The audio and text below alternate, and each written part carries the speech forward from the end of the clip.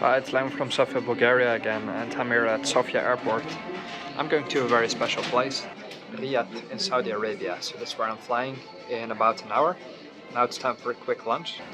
And a sandwich like this here in the airport, Terminal 2. The old terminal costs 14 leva and 67 cents, which is like 7 euros.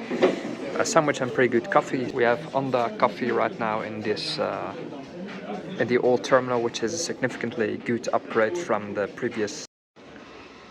So I rarely ever show the actual airport of Sofia because well, there's not much to see. Honestly, it's a very functional and basic airport, but it does its job pretty good. It is still one of my fastest airports because I know all its nooks and corners. I have like basically a private toilet, which I know on a little spot.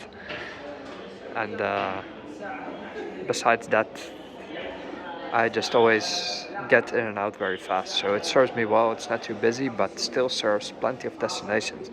So my flight to Riyadh is leaving from right there, gate number 2. It's a Wizzair flight that I booked about half a year ago.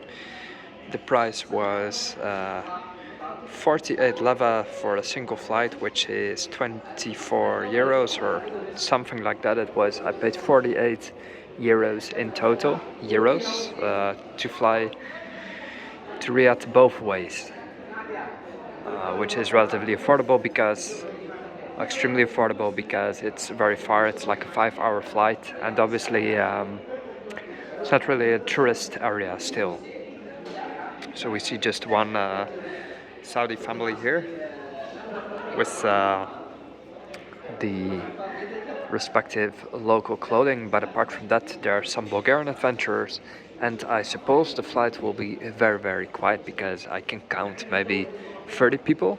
So I don't know how long the Saudi base will actually function, because Wizzair adds a lot of destinations, but they also cut a lot of them when they don't bring up enough profit. So it's quite a. They try to expand into the Middle East, which I really appreciate, so I can go there more often. And I'm sure the few Bulgarian adventurers here that I see in the back, they will also appreciate it.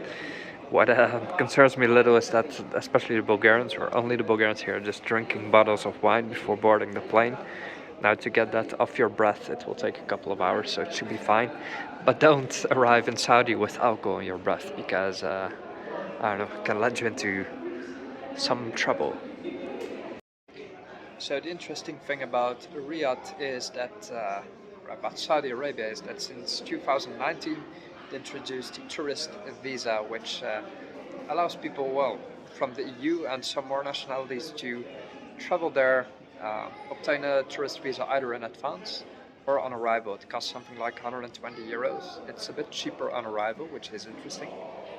I have it in advance, so I just bought it online. It's valid for a year for multiple entries, and you get it immediately by email.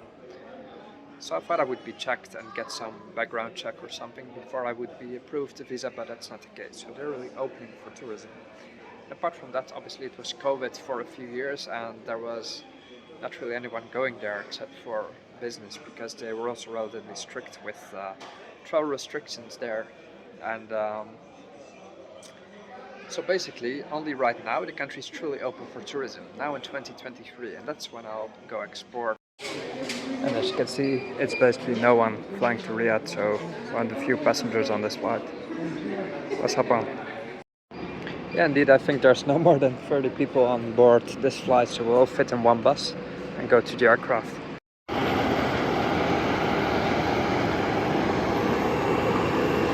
Let's go to Saudi. It's getting warm in Sofia already. It's 20-something degrees. Let's add 20 on top. It will be horrible. Allowance to the aircraft for takeoff. Your kind of the seats written on your boarding card. Thank you. Уважаеми пътници, поради факта, че полетът до Риад не е напълно резервиран, а трябва да запазим баланса на машината за излитане, любезно напомняме, че трябва да останете седнали на местата, обозначени на вашите бордни карти, без да се размествате. Благодарим ви за разбирането.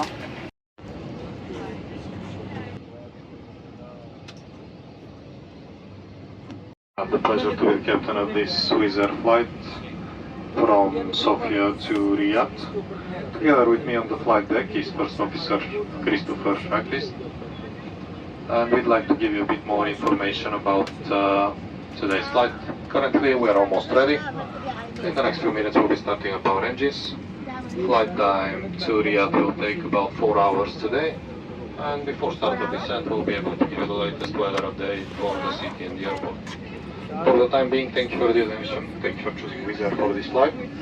Please follow the cabin restrictions at all times, sit back, relax and enjoy the flight. Здравейте от пилотската кабина. Моето име е Васил Шияков. Имам удоволствието, съм командир на този полет на авиокомпания Wizzair от София до Риад. Заедно с мен в пилотската кабина е първи офицер Кристофър Акис и бихме искали да ви дадем малко повече информация за днешния полет. В момента вече сме почти напълно готови. В следващите няколко минути ще запуснем двигателите на самолета. Полетното време до Риад ще отнеме около 4 часа днес. И малко преди начало на снижение ще можем да ви дадем информация за метеорологичните условия над града и летището. За сега ви благодаря за вниманието. Благодаря ви, че избрахте Wizzair за този полет. Моля да спазвате инструкциите на кабинния екипаж във всички ситуации. Настроете се удобно и се насладете на полета. Закопчайте предпазните си колани, затворете сгъвавите масички пред вас, отворете стените на прозорците до вас и спуснете подлакътниците в хоризонтална позиция. Благодарим ви, че избрахте Wizzair за своето пътуване. Настанете се удобно и се насладете на полета. Good afternoon, dear passengers. On behalf of Captain Shiyakov and the entire crew, it's my pleasure to welcome you on board on this Airbus A321neo of Wizzair. Our flight time to Riyadh today will be 4 hours. My name is Yolina, I'll be senior cabin attendant, and together with the rest of my colleagues we'll do our best to take care of you. Now, for preparation for takeoff, we kindly ask you to fasten your seatbelts, close the tray tables in front of you, open the window blinds next to you, and place the armrest in a fully horizontal position. Thank you for choosing Wizzair for your journey. Sit back, relax, and enjoy your flight with us. So we're taking off. Sofia Airport, also called Riyadh Airport. It's an old name, let's say. Local name. Let's go.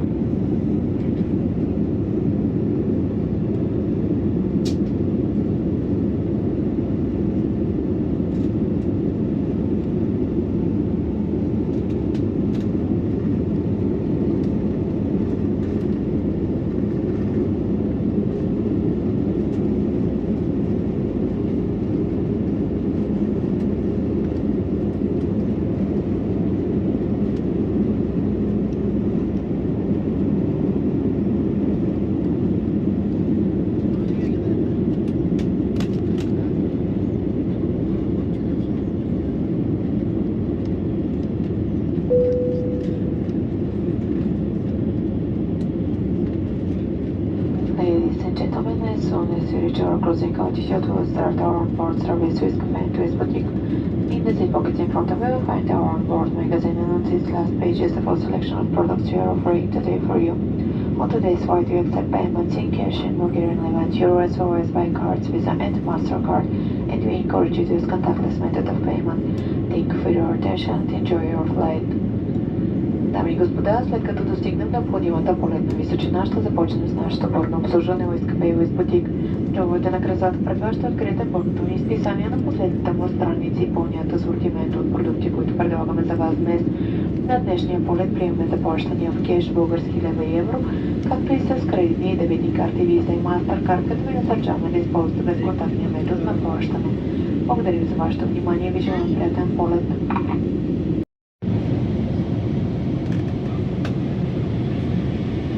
A little bit bumpy because often when it's sunny you have worse turbulence, let's say.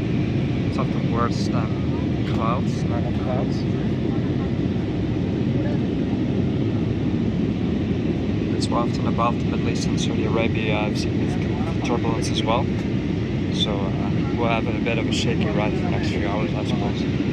But used to it.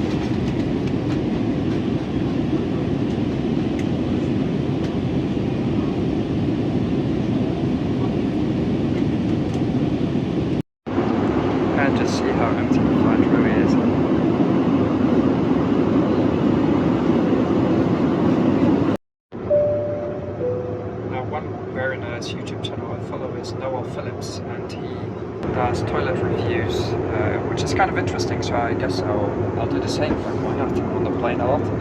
Here's your Wizzair toilet from Sofia to Saudi. Has mirrors all around, basically full body mirrors, and it has a baby, how do you call it? Anyway, the shelf, let's say.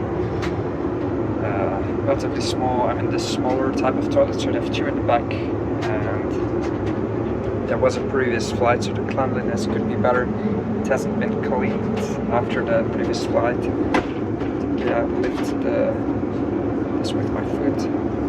Here we are. Toilet review, 3 out of 10.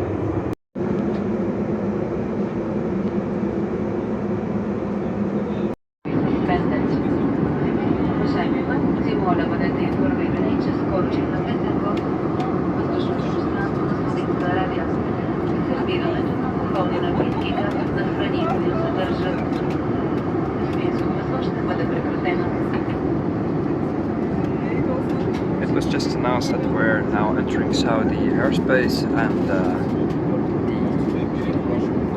the sale of alcohol is prohibited from now onwards. So we're currently flying over Egyptian airspace and straight over the center of the Sinai Desert right here, the Sinai Peninsula. Interestingly, we're flying straight over Taba Airport, which is down there. It's a bit hard to see. Then there's the Red Sea right over there. So what you have on the left is the city of Taba, where I spent the day at the beach once. You see some oil storage, if I'm not mistaken, and then these huge rocky mountains. So that's Taba. Then right at the head of this sea, let's say, so in the middle, it's the city of Eilat. This is Israel. So you see its pleasure port right over there, where the yachts are. That's the city of Eilat, where I've spent a few days as well. And then you see that little canal, or that, what is it? There's a sort of fence, a bit more on the right, and to the right of that is the city of Aqaba in Jordan. So 3 countries I have right here in one picture. And then a bit to my right, it's Saudi, but it's not. It's almost in the picture. It's a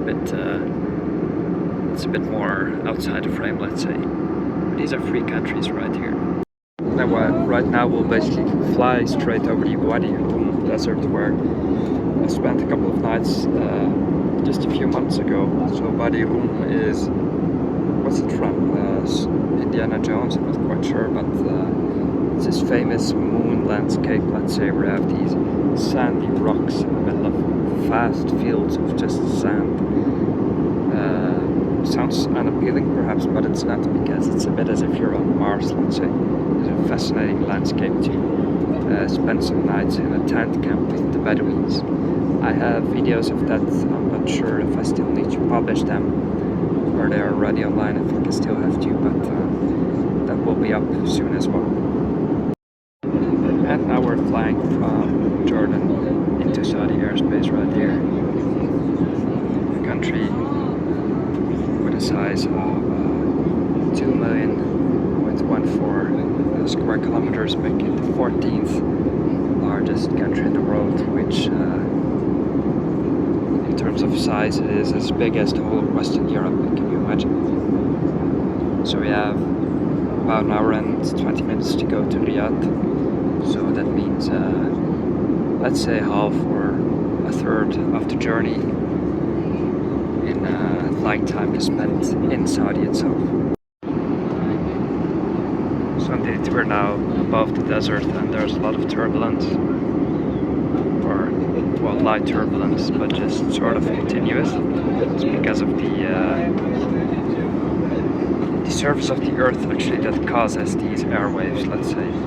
So it's not so much about the clouds as people often think, but more about what you're truly flying over, if it's sand, land, mountains, that sort of thing. So it's an hour more to Riyadh, I suppose. I was just looking at the world clock, and it seems to be the same time as in Sofia, Bulgaria, which I didn't know. I thought it would be 1 or 2 hours later, but I guess it's not the case. I don't know. I'll find out soon.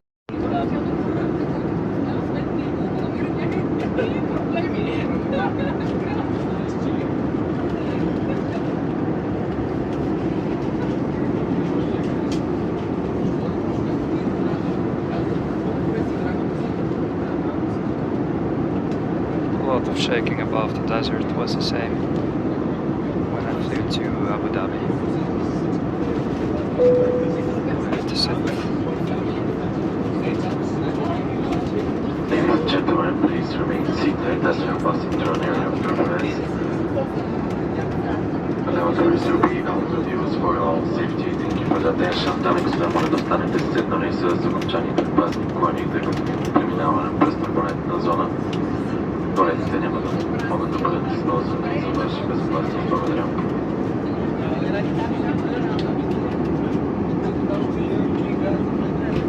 And then it's quiet again, it really differs. So I was just watching a documentary on my phone about how Saudi does agriculture nowadays, because we in the West in particular still have this this idea that it's only sand, but you see these green circles there on the ground, very far away, green circles, and that's agriculture, that's fertile soil. That through the newest methods of irrigation, the Saudis are basically fertilizing the desert lands, and that was interesting to learn. I don't know if you can see it. It's green circle, kind of in the back there. It was interesting to learn that Saudi went from being an importer of that's a thunderstorm. We won't fly through it because that's bad. I was learning that Saudi became an exporter of goods such as dairy. They have cows that produce 1,800 liters or gallons of milk per year, which is quite a lot. And they are even an exporter of shrimp, because they have these fish farms, let's say fish, how should I say it, where they grow shrimp both in the sea around Jeddah and on land as well. So they're exporting a whole lot. They've grown into a significant exporter of wheat and grain, which you wouldn't think, but that's the latest development of the last few years. Very, very interesting that Saudi is turning its desert into arable land. I didn't know about it. In terms of